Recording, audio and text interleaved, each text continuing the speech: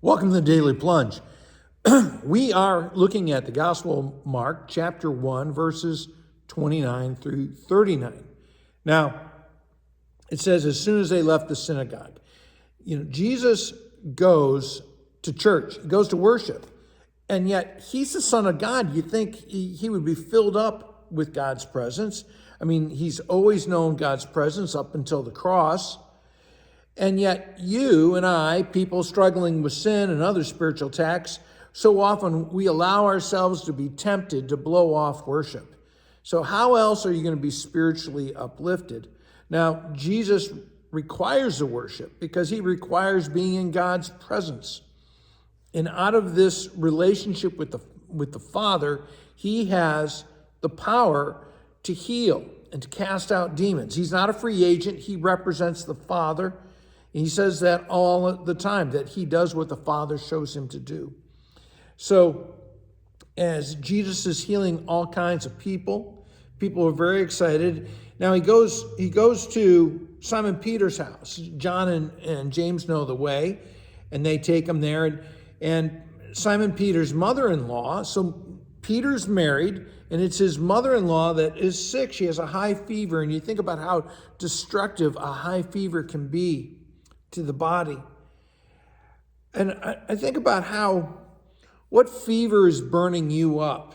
What is making you sick? Maybe it's not physical ailment, but maybe there's something spiritually that's burning you up.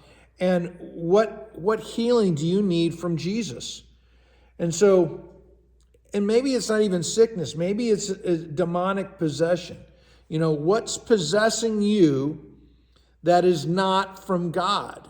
Greed, lust, envy, bitterness, all of those things. They're not from God. They're from the wickedness, and they're burning you up. So after that, it says that evening, people are flooding to the door. The whole town is at the door. They're excited. They're amazed because Jesus is a superstar. He's famous. He's healing people. And everyone's looking for him. And so he's up all night healing people. What time does he get off, right? From healing everybody.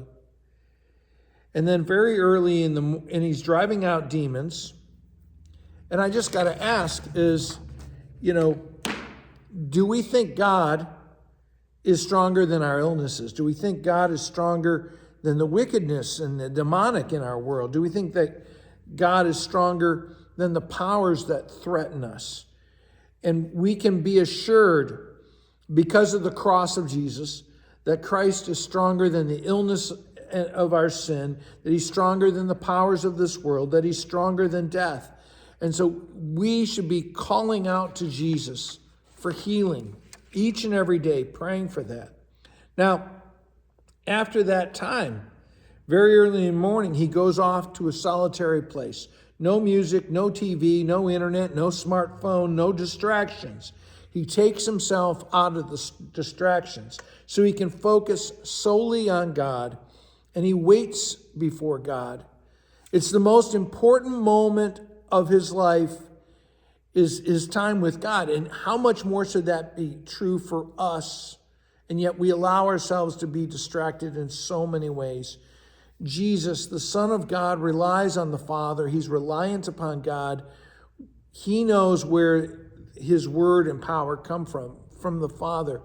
We too should know where our real power for our lives comes from. It comes from the Lord. That's why spending time with God each and every day instead of working out of your own power should be a priority. Hey, thanks, friends. Have a blessed day. If you like the content of the Daily Plunge, please take time to like, share, and subscribe, and share it everywhere you can. Thanks.